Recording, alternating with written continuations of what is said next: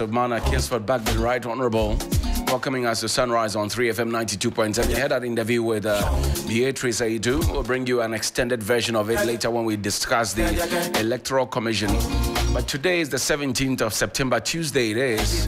And welcome to the show. My name is Johnnie Hughes. Always a pleasure to serve you breakfast. I have missed you. I have definitely missed you, I know that. Today is also the day that the National Democratic Congress has decided to paint the whole country red in its demonstration note as a enough is enough demonstration. Enough is enough. And they're talking about the Electoral Commission. And they're talking about the voters register. Only 81 days left to the big election in 2024. That's on the 7th of December 2024. And they're already asking questions and they are raising concerns and doubts.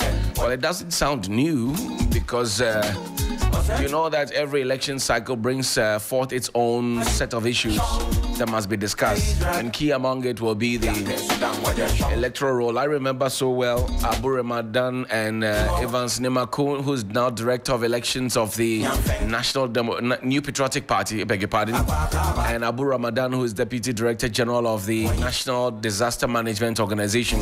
They went to court on the NHIS registrants. You remember that in 2012? You remember that?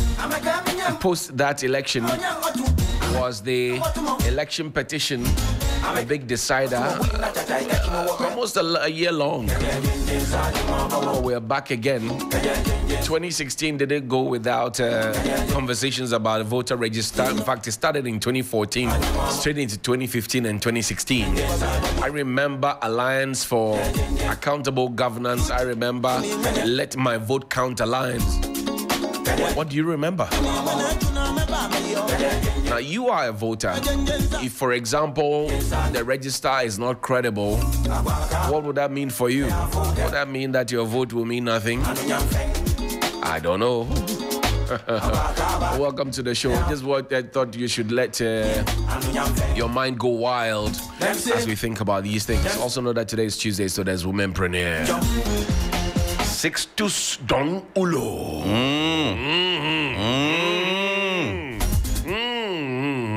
Powerful.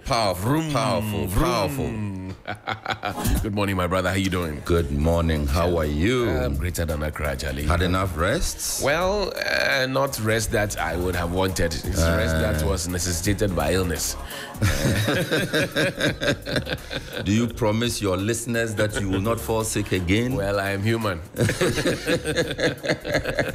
I am only human. Do you promise to stay true to the cause of the listener? I am only human. I am only human. What kind of... I'm only human. I'm only human. So that's what we have here. Crosby, good morning. How you doing? Morning, Johnny. Good morning. Sixtus, Don. Charlie. And already I understand that the pressure is picking up. The Electoral Commission and the NDC have some business to transact. For the past 8 years, they have always had businesses to transact. Charlie, the business that never ends. No, but when the NDC decided to return to IPAC, I thought that it would have been an opportunity for the two parties. I mean, NDC and MPP. the EC. Right, no, the EC. Yeah. I thought it would have been a good opportunity for them to reconcile all the differences and ensure that there was better understanding and listening to each other and communicating with each other and interacting with each other and seeing reason with each other, so that we don't get to where we have finally gotten to. I was actually expecting a better relationship when the NDC returned to IPAC, but well. Has it been better? You have been in the room. Yeah, you have been chasing them. You have been around them. The NDC's return to IPAC, facilitated by the Peace Council, was because of concerns they had with the EC. Now, these are fresh concerns. You understand?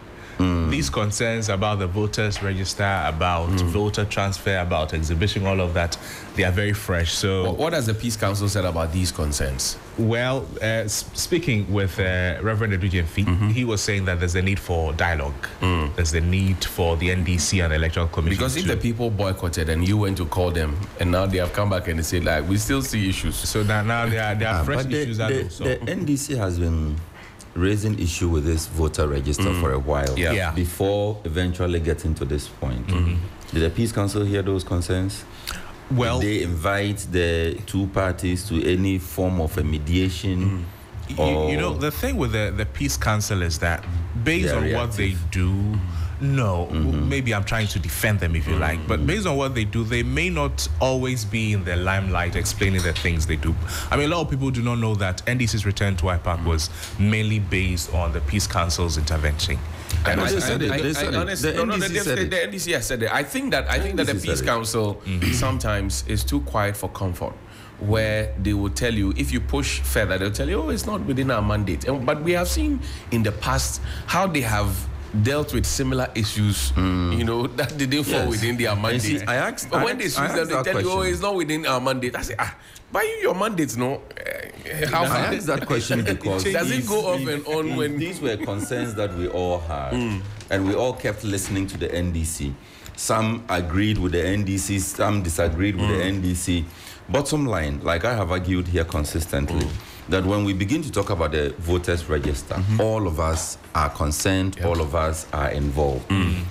So if the Peace Council really wanted to take a position on this matter, or intervene, not take a position, intervene in this matter, they should have done that long before today or yesterday when the chair decided to exactly speak. What would you have expected the Peace Council to do in terms of intervening? To do what specifically?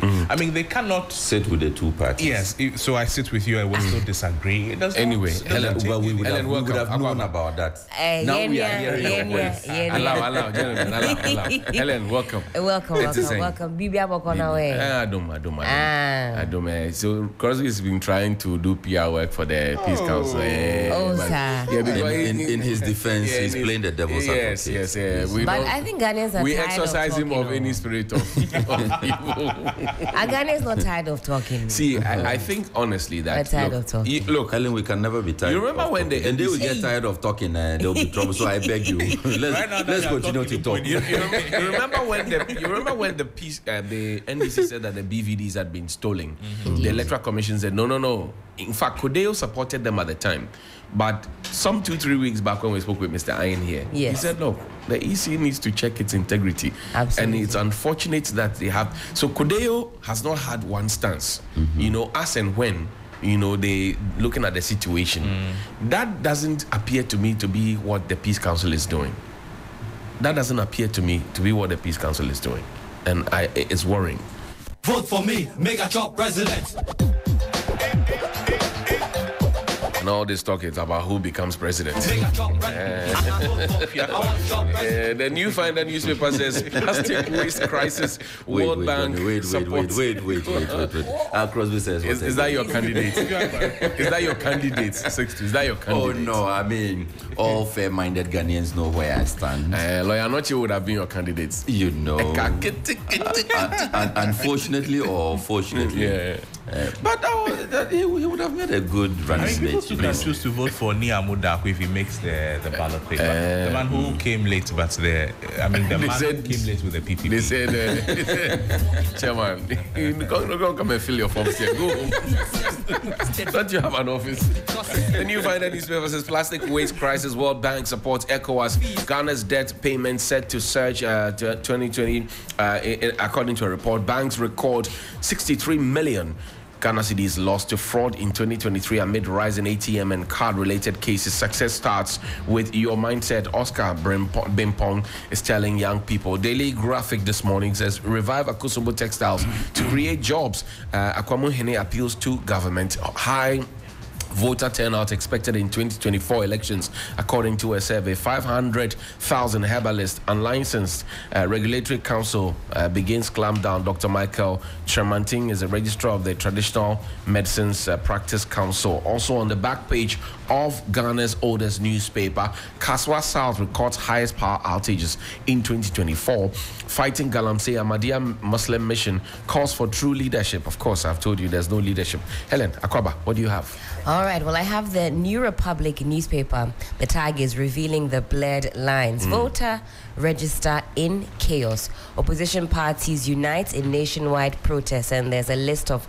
all the anomalies spotted by the NDC. And also, environmental crisis looms. GHIG urges temporary halt on small-scale mining. MP exposes secret payments in Ghana Stadium rehab scandal. I'm sure you know which member of parliament has been pictured here.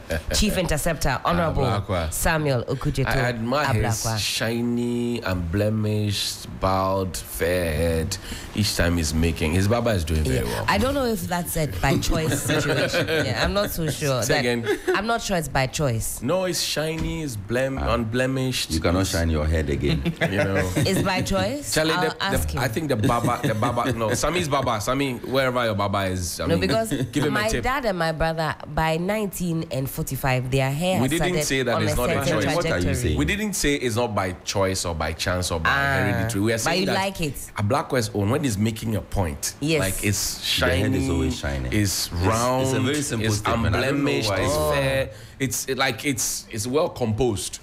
Well-behaved hair. No, but Certainly. Helen has something else to say about it. Crosby, what do you have? No, he said he likes the baba. I said, I'm not sure this is a baba I said we should situation. give the baba some God plaudits. is my baba. You finally on the front Finally, page you have said it. on the New Republic. Jan Baumia splits over $5 million promise and dupe as Kevin Taylor alleges. Interesting one there. The front Crosby? page of the Anchor newspaper, it comes with a picture of Napo as well as Mahama and then Alan Chemati and Bernard Mona. And it says Napo proposes National Anti-Galamsey Pact, invites